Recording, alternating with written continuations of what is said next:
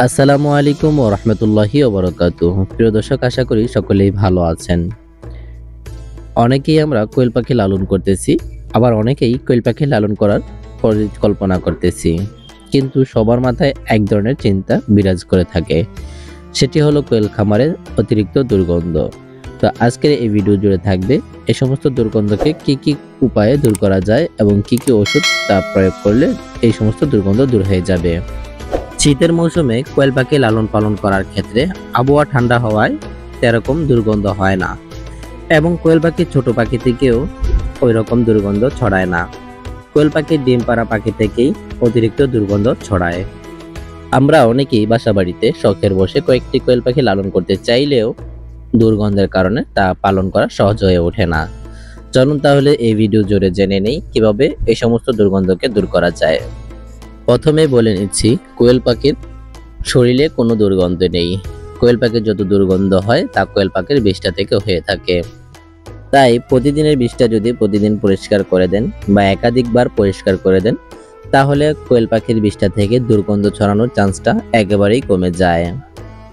অথবা আমরা যারা খাঁচায় লালন পালন করি তারা কোয়েল পাখির শুধু ট্রে ব্যবহার করি, যার ফলে ওই সমস্ত ট্রে থেকে দুর্গন্ধ ছড়াতে থাকে। যদি ওই ট্রের মধ্যে বালু অথবা কাঠের গুঁড়ো ব্যবহার করি, সেক্ষেত্রে কোয়েল পাখি যখন বিষ্ঠা ত্যাগ করবে সাথে সাথেই বালু অথবা কাঠের গুঁড়ো তা শোষণ করে নেবে, যার ফলে কোয়েল পাখির ওই বিষ্ঠা থেকে দুর্গন্ধ ছড়ানো কমে যাবে।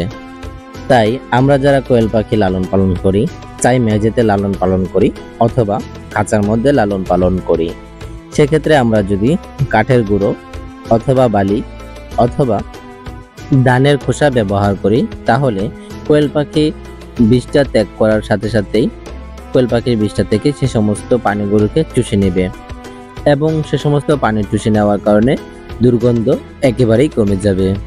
কোয়েল পাখির বিষ্ঠাতে যদি পানি পড়ে তাহলে তা থেকে দ্রুত দুর্গন্ধ ছড়ায়।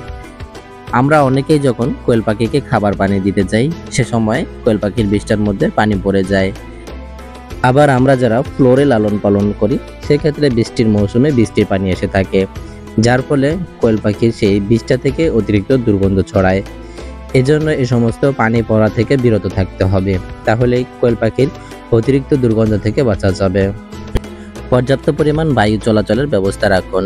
পর্যাপ্ত পরিমাণ বায়ু চলাচল থাকলে কোয়েল পাখির বিষ্ঠা থেকে দুর্গন্ধ ছড়িয়ে যাবে, ফলে কোয়েল পাখির বিষ্ঠায় দুর্গন্ধ কম হবে। এবং পর্যাপ্ত পরিমাণ বায়ু চলাচল থাকলে আপনার পাখিগুলো থাকবে সুস্থ।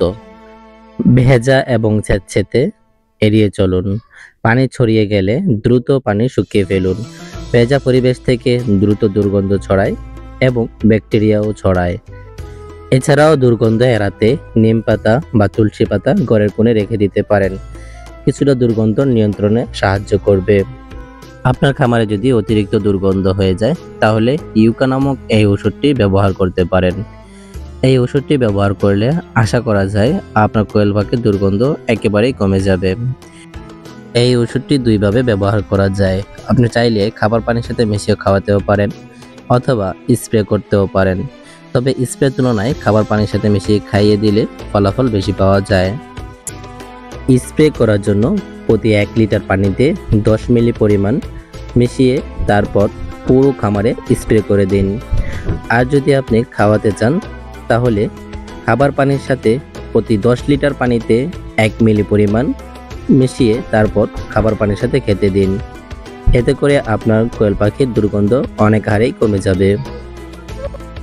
এছাড়াও জীবাণুনাশক ওষুধ দিয়েও আপনি চাইলে স্প্রে করতে পারেন।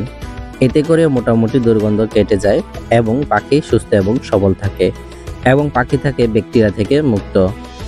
জীবাণুনাশক ওষুধ হিসাবে ব্যবহার করতে পারেন GPC8 এবং পালমোগোল্ড। তো বন্ধুরা, আজ এ পর্যন্তই। দেখা হচ্ছে আগামী ভিডিওতে। ততক্ষণ পর্যন্ত ভালো থাকুন, সুস্থ থাকুন। আসসালামু আলাইকুম ওয়া রাহমাতুল্লাহি ওয়া বারাকাতুহু।